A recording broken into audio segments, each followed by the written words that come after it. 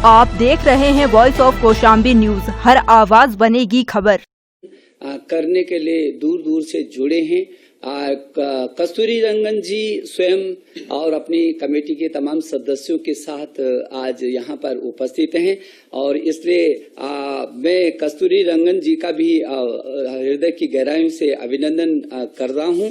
प्रधानमंत्री जी पद्म भूषण कस्तूरी रंगन जी की अध्यक्षता में जो ये एनईपी की कमेटी है, ये पूरी दुनिया का सबसे बड़ा नवाचार के रूप में मुझे लगता है कि होगी, जिसमें 2 लाख से अधिक ग्राम समितियों के साथ 1000 से अधिक विश्वविद्यालय, 33 करोड़ छात्र छात्राओं के अभिभावकों से परामर्श, सारे अध्यापक गण, विशेषज्ञ गण, सभी एनजीओ, जनप्रतिनिधिगण, देश भर के सभी शिक्षा मंत्रियों से एक बार नहीं बल्कि कई बार, देश के मुख्यमंत्रियों से तमाम समय समय पर संवाद और जनप्रतिनिधि से लेकर के जो पब्लिक डोमेन में डालने के बाद 2.25 लाख से भी अधिक जो सुझाव आए हैं, उसके व्यापक विश्लेषण के बाद जो ये अमृत निकल करके प्रधानमंत्री जी ये हमारे सामने आया है।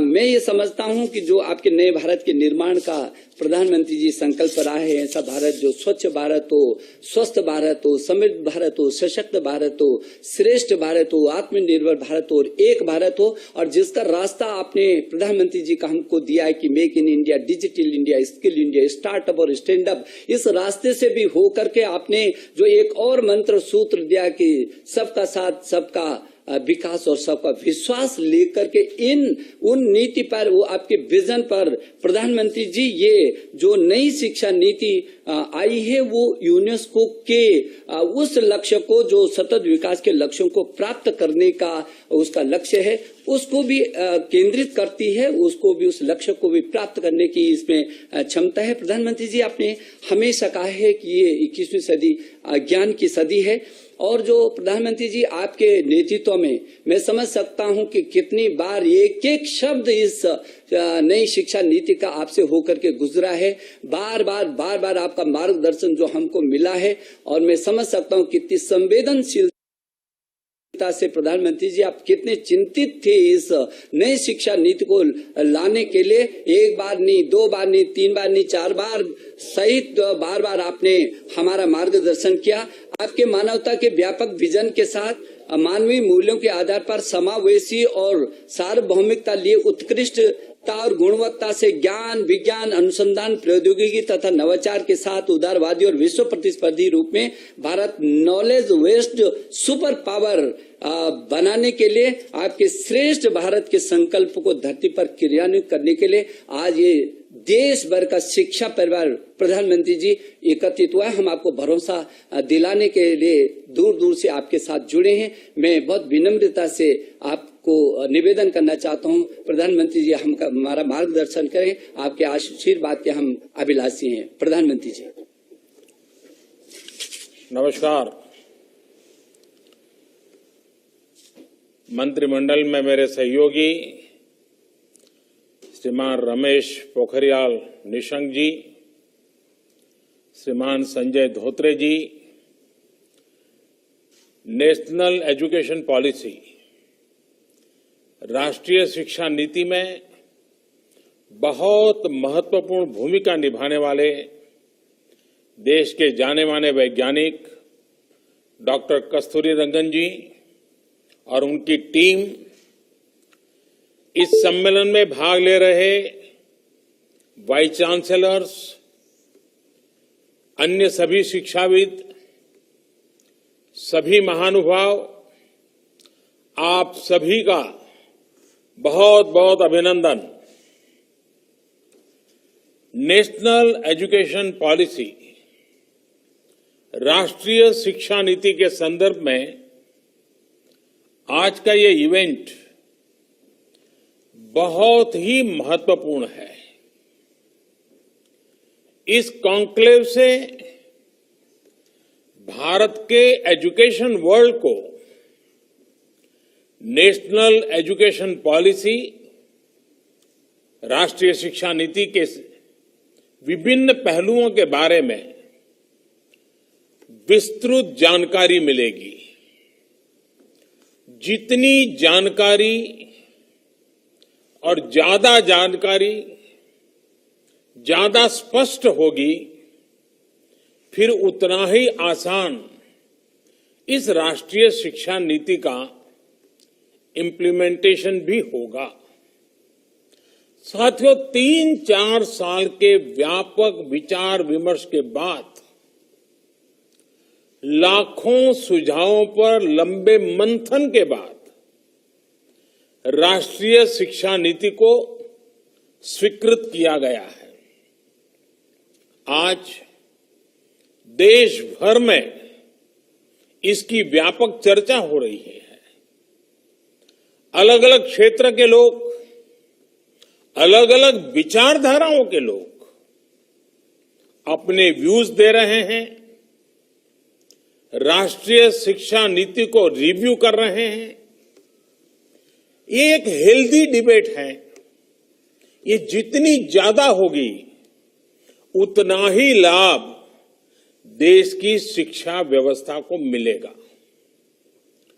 ये भी खुशी की बात है कि राष्ट्रीय शिक्षा नीति आने के बाद देश के किसी भी क्षेत्र से, किसी भी वर्ग से ये बात नहीं उठी कि इसमें किसी तरह का बायस है या किसी एक तरफा कोई झुकाव है।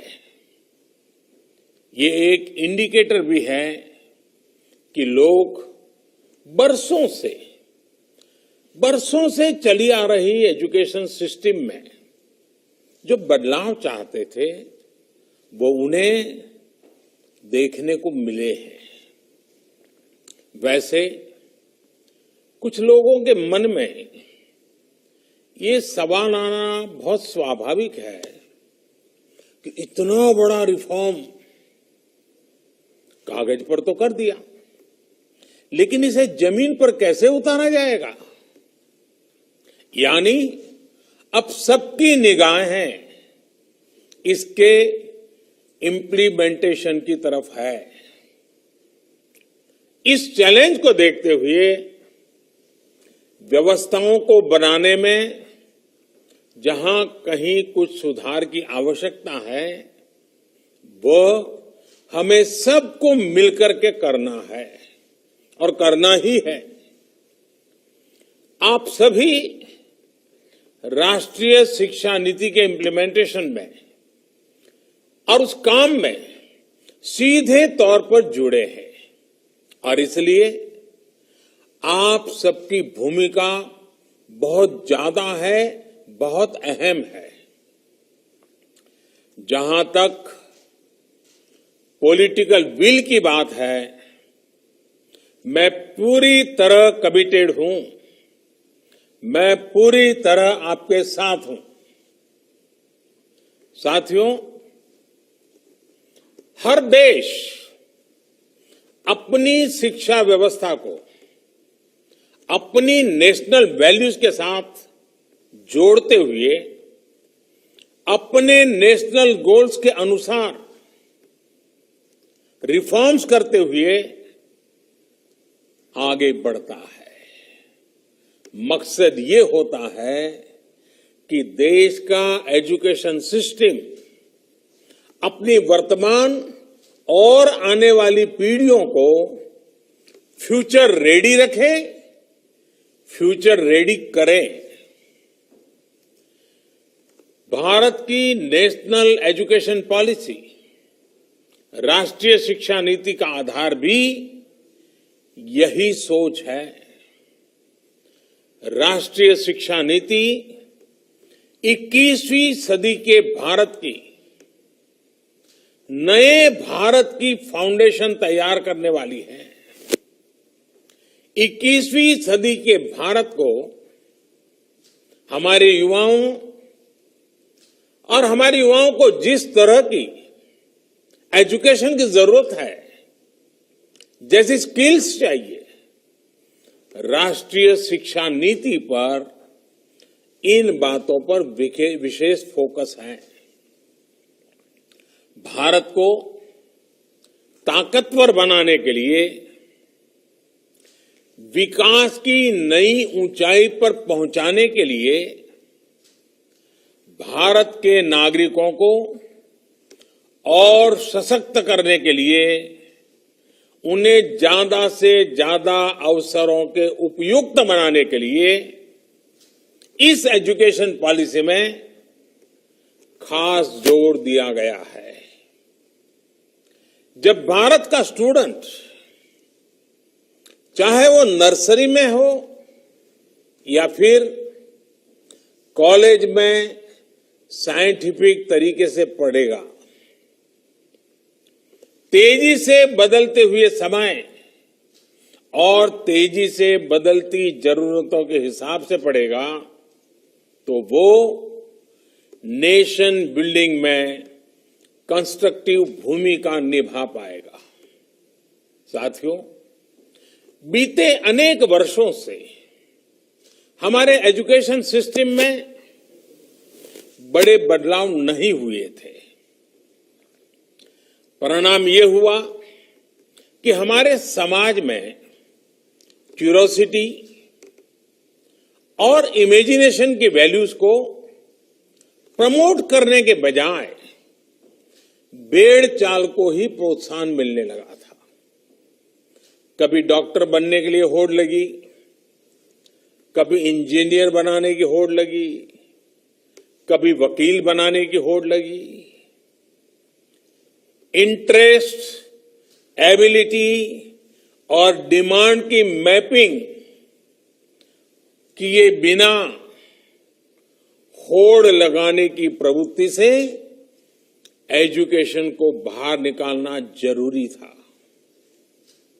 हमारे स्टूडेंट्स में, हमारे युवाओं में क्रिटिकल थिंकिंग और इनोवेटिव थिंकिंग विकसित कैसे हो सकती है, जब तक हमारी शिक्षा में पैशन ना हो, फिलॉसॉफी ऑफ एजुकेशन ना हो, पर्पज ऑफ एजुकेशन ना हो।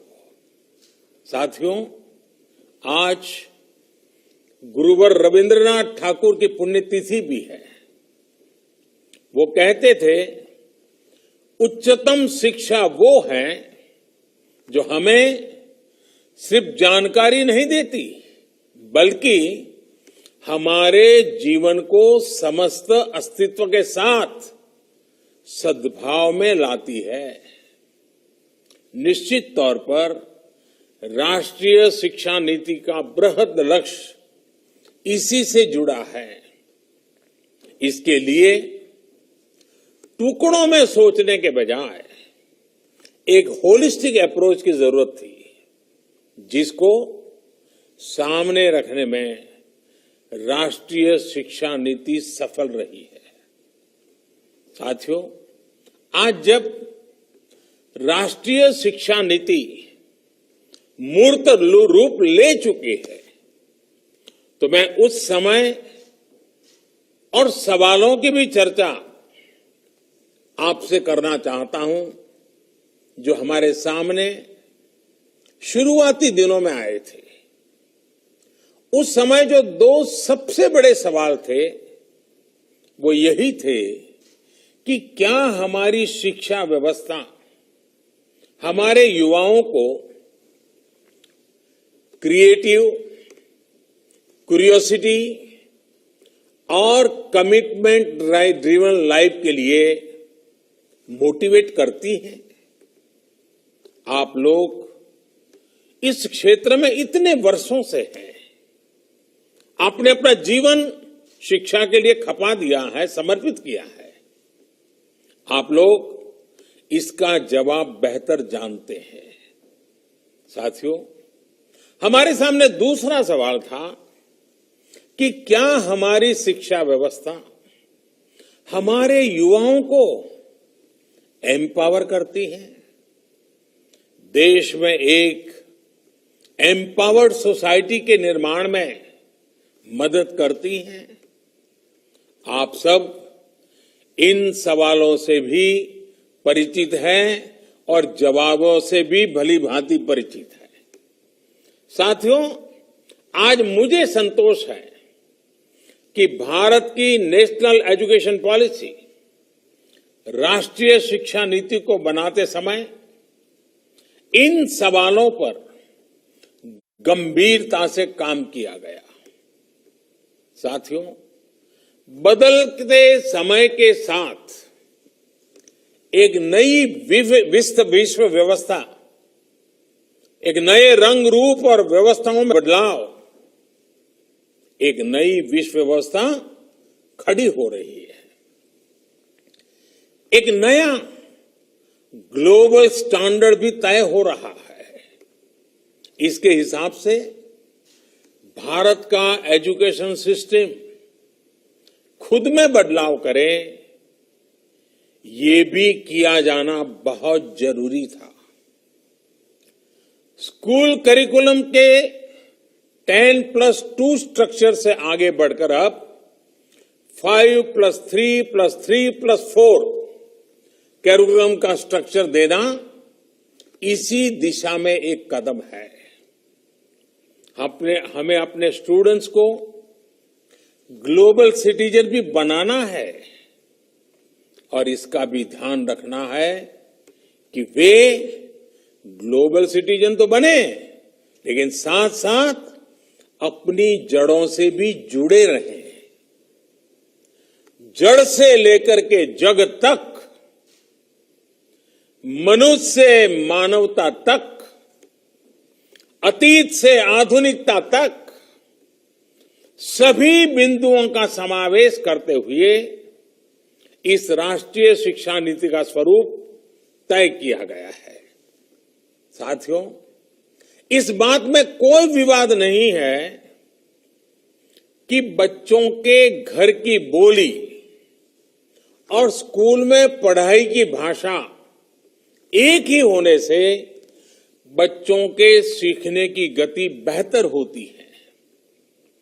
ये एक बहुत बड़ी वजह है जिसकी वजह से जहां तक संभव हो 5th क्लास तक बच्चों को उनकी मातृभाषा में ही पढ़ाने पर सहमति दी गई है। इससे बच्चों को और बच्चों की नींव तो मजबूत होगी ही, उनके आगे की पढ़ाई के लिए भी उनका बेस और मजबूत होगा। साथियों, अभी तक जो हमारी शिक्षा व्यवस्था है उसमें व्हाट टू थिंक, मैं बहुत जिम्मेवारी से बोल रहा हूं, व्हाट टू थिंक पर फोकस रहा है, जबकि इस शिक्षा नीति में हाउ टू थिंक उस पर बल दिया जा रहा है। ये मैं इसलिए कह रहा हूं कि आज जिस दौर में हम, और ये दौर ऐसा है जहां इंफॉर्मेशन और कंटेंट की कोई कमी नहीं है, एक प्रकार से बाढ़ आई हुई है। हर प्रकार की जानकारी आपके मोबाइल फोन पर अवेलेबल है। जरूरी ये है कि कौन सी जानकारी हासिल करनी है, क्या पढ़ना है। इस बात को ध्यान में रखकर ही राष्ट्रीय शिक्षा नीति में प्रयास किया गया है कि जो पढ़ाई के लिए लंबा चौड़ा सिलेबस होता है, ढेर सारी किताबें होती हैं, उसकी अनिवार्यता को कम किया जाए। अब कोशिश ये है कि बच्चों को सीखने के लिए inquiry based, discovery based, discussion based और एनालिसिस बेस्ड तरीकों पर जोर दिया जाए। इससे बच्चों में सीखने की ललक बढ़ेगी और उनके क्लास में उनका पार्टिसिपेशन भी बढ़ेगा।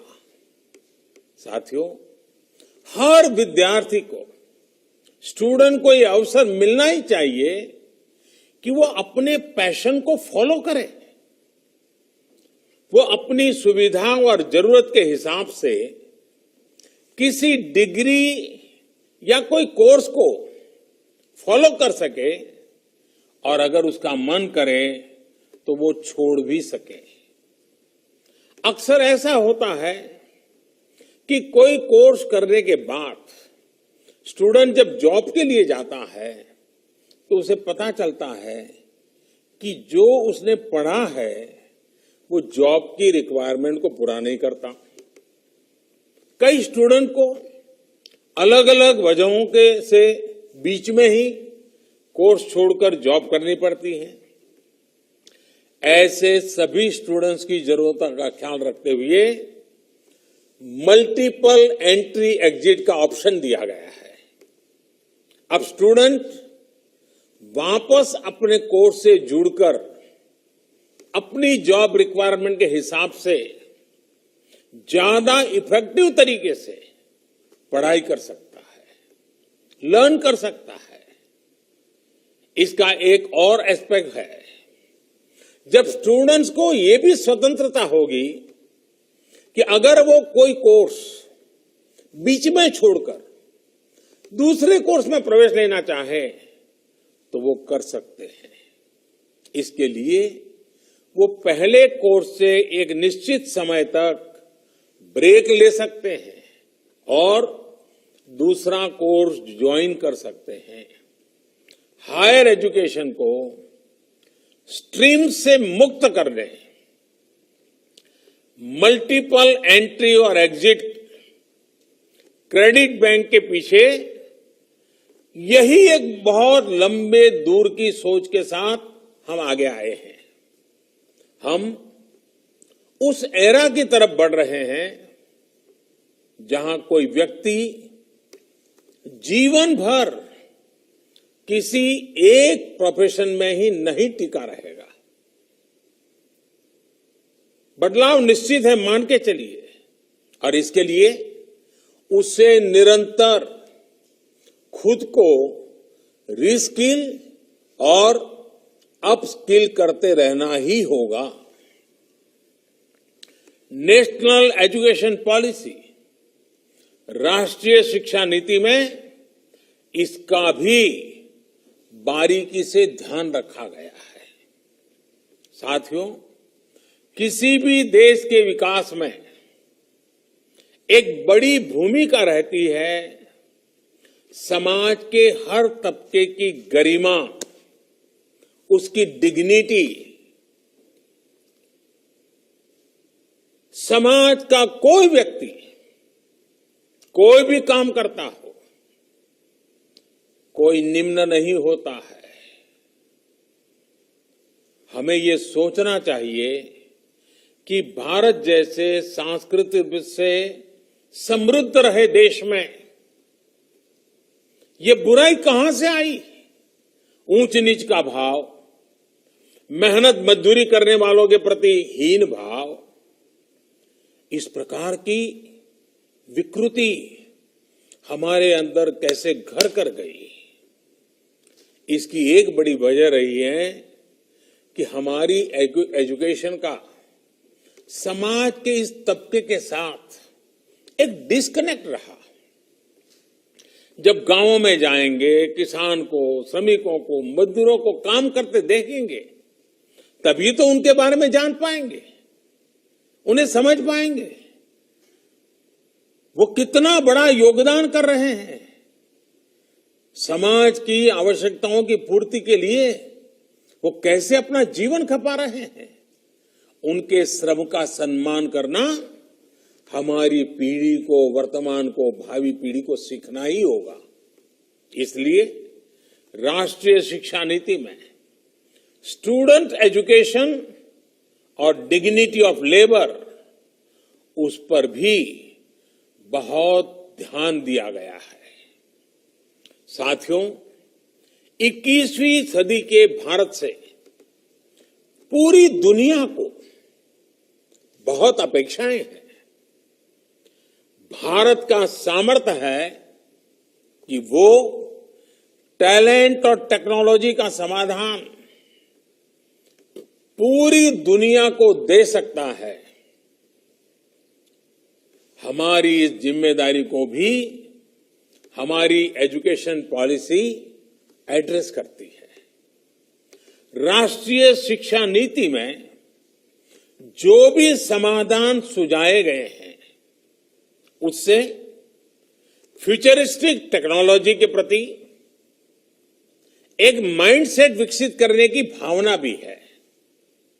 अब टेक्नोलॉजी ने हमें बहुत तेजी से, बहुत अच्छी तरह से, बहुत कम खर्च में समाज के आखिरी छोर पर खड़े स्टूडेंट तक पहुंचने का माध्यम दिया है। हमें इसका ज्यादा से ज्यादा उपयोग करना है। इस एजुकेशन पॉलिसी के माध्यम से टेक्नोलॉजी आधारित बेहतर कंटेंट और कोर्स के डेवलपमेंट में बहुत मदद मिलेगी।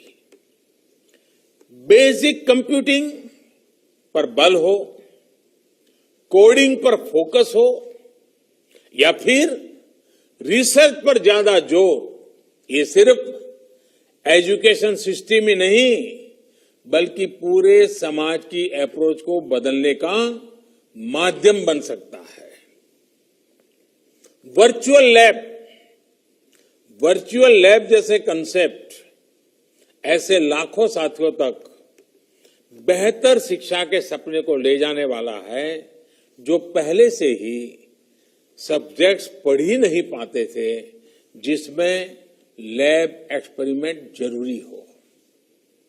नेशनल एजुकेशन पॉलिसी, राष्ट्रीय शिक्षा नीति हमारे देश में रिसर्च और एजुकेशन के गैप को खत्म करने में भी अहम भूमिका निभाने वाली है। साथियों, जब इंस्टीट्यूशंस और इंफ्रास्ट्रक्चर में ये रिफॉर्म्स रिफ्लेक्ट होंगे तभी राष्ट्रीय शिक्षा नीति को अधिक प्रभावी और त्वरित गति से इंप्लीमेंट किया जा सकेगा। आज समय की मांग है कि इनोवेशन और एडॉप्शन की जो वैल्यूज हम समाज में निर्मित करना चाहते हैं वो खुद हमारे देश के इंस्टीट्यूशन से शुरू होनी चाहिए, और जिसका नेतृत्व आप सबके पास है। जब हम एजुकेशन और विशेष हायर एजुकेशन को एम्पावर्ड सोसाइटी के निर्माता के रूप में खड़ा करना चाहते हैं तो इसके लिए हायर एजुकेशन इंस्टीट्यूशंस को भी एम्पावर करना जरूरी है। और मैं जानता हूं जैसे ही इंस्टीट्यूशंस को एम्पावर करने की बात आती है तो उसके साथ ही एक और शब्द चला आता है, और वो शब्द आप बड़ी बात ही जानते हैं। वो शब्द क्या है? ऑटोनॉमी। ऑटोनॉमी आप भी जानते हैं कि ऑटोनॉमी को लेकर हमारे यहां दो तरह के मत पूरे देश में प्रवर्तमान है। एक कहता है कि सब कुछ सरकारी नियंत्रण से पूरी सख्ती से चलना चाहिए, तो दूसरा कहता है कि सभी संस्थानों को बाय डिफॉल्ट ऑटोनॉमी मिलनी चाहिए। पहली अप्रोच में नॉन गवर्नमेंट संस्थानों के प्रति मिसट्रस्ट दिखता है, तो दूसरी अप्रोच में ऑटोनॉमी को एंटाइटलमेंट के रूप में भी ट्रीट किया जाता है। गुड क्वालिटी एजुकेशन का रास्ता इन दोनों के बीच में से ही निकलता है, दोनों मतों के मध्य से ही निकलता है। जो संस्थान क्वालिटी एजुकेशन के लिए ज्यादा काम करे उसको ज्यादा फ्रीडम से रिवॉर्ड किया जाना चाहिए। इससे क्वालिटी को एनकरेजमेंट मिलेगा और सबको ग्रो करने के लिए इंसेंटिव भी मिलेगा। नेशनल एजुकेशन पॉलिसी, राष्ट्रीय शिक्षा नीति आने से पहले हाल के वर्षों में आपने भी देखा है कि कैसे हमारी सरकार ने अनेकों इंस्टीट्यूशंस को ऑटोनॉमी देने की पहल की है। मुझे उम्मीद है राष्ट्रीय शिक्षा नीति का जैसे जैसे विस्तार होगा, शिक्षा संस्थानों को ऑटोनॉमी की प्रक्रिया भी और तेज होगी। साथियों, देश के पूर्व राष्ट्रपति, महान वैज्ञानिक डॉक्टर एपीजे अब्दुल कलाम कहा करते थे, the purpose of education is to make good human beings with skill and expertise. Enlightened human beings can be created by teachers. वाकई शिक्षा व्यवस्था में बदलाव देश को अच्छे स्टूडेंट्स, अच्छे प्रोफेशनल्स और उत्तम नागरिक देने का बहुत बड़ा माध्यम आप सभी हैं, आप सभी टीचर्स ही हैं, प्रोफेसर्स ही हैं। शिक्षा जगत से जुड़े आप ही लोग इस काम को करते हैं और कर सकते हैं। इसलिए नेशनल एजुकेशन पॉलिसी, राष्ट्रीय शिक्षा नीति में डिग्निटी ऑफ टीचर्स का भी ध्यान रखा गया है। एक प्रयास ये भी है कि भारत का जो टैलेंट है वो भारत में ही रहकर आने वाली पीढ़ियों का विकास करे। राष्ट्रीय शिक्षा नीति में टीचर ट्रेनिंग पर बहुत जोर है। वो अपनी स्किल्स लगातार अपडेट करते रहें, इस पर बहुत जोर है। I believe when a teacher learns, a nation leads. साथियों, नेशनल एजुकेशन पॉलिसी, राष्ट्रीय शिक्षा नीति को अमल में लाने के लिए हम सभी को एक साथ संकल्पबद्ध होकर काम करना है। यहां से universities, colleges, school education boards, अलग अलग स्टेट्स, अलग अलग स्टेक होल्डर्स के साथ संवाद और समन्वय का नया दौर शुरू होने वाला है। आप सभी साथी, क्योंकि हायर एजुकेशन के सबसे शीर्ष संस्थानों के शीर्ष में है, तो आपकी जिम्मेदारी ज्यादा है। मेरा आग्रह है कि राष्ट्रीय शिक्षा नीति पर लगातार वेबिनार करते रहिए, डिस्कशंस करते रहिए, नीति के लिए रणनीति बनाइए, रणनीति को लागू करने के लिए रोड मैप बनाइए, रोड मैप के साथ टाइमलाइन जोड़िए, उसको इंप्लीमेंट करने के लिए रिसोर्सेज, ह्यूमन रिसोर्सेज, इस सबको जोड़ने की योजना बनाइए। और ये सारा चीजें नई नीति के प्रकाश में आप ही को करना है।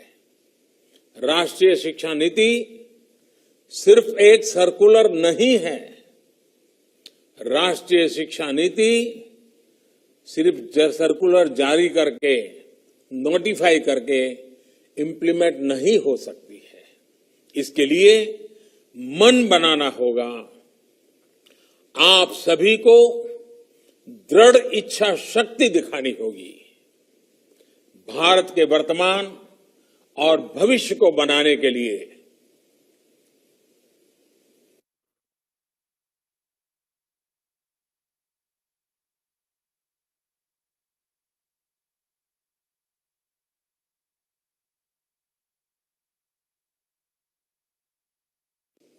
हमारे इन प्रयासों से पूरी शताब्दी को एक दिशा मिलने वाली है। और इसमें इस गौरवपूर्ण अध्याय में जुड़ने के लिए मैं आपको निमंत्रित देता हूं। इसमें आपका योगदान बहुत आवश्यक है। इस कॉन्क्लेव को देख रहे, सुन रहे प्रत्येक का योगदान आवश्यक है। मुझे विश्वास है इस कॉन्क्लेव में राष्ट्रीय शिक्षा नीति के इफेक्टिव इम्प्लीमेंटेशन को लेकर बेहतर सुझाव, बेहतर समाधान निकल करके आएंगे। और मैं विशेष रूप से आज जब मुझे अवसर मिला है तो सार्वजनिक रूप से डॉक्टर कस्तूरी रंगन जी का, उनकी पूरी टीम का बहुत बहुत अभिनंदन करता हूं, बहुत बहुत धन्यवाद करता हूं। यह काम छोटा नहीं था, बहुत बड़ा काम था। बहुत लोगों के सुझाव थे, बहुत अपेक्षाएं थी, और फुल स्टॉप कॉमा भी उधर उधर हो जाता तो पता नहीं क्या हो जाता। और इसलिए कस्तूरी रंगन जी और उनकी टीम ने कितनी बारीकी से एक तपस्या की तरह इस काम को किया होगा, तब जाकर के संपूर्णतः विवादों से मुक्त, विश्वास से भरी हुई, सपनों को संवारने वाली, संकल्प को ताकत देने वाली और सिद्धि में अटूट श्रद्धा के साथ ये नई शिक्षा नीति हमारे सामने आई है। मुझे विश्वास है कि देश के भावी पीढ़ी के उज्जवल भविष्य के लिए, वर्तमान पीढ़ी के सामर्थ्य को बढ़ाने के लिए ये नई शिक्षा नीति बहुत काम आएगी। मैं फिर एक बार शिक्षा जगत के आप सभी महानुभावों को प्रणाम करते हुए बहुत बहुत शुभकामनाएं देता हूं, बहुत बहुत आभार व्यक्त करता हूं।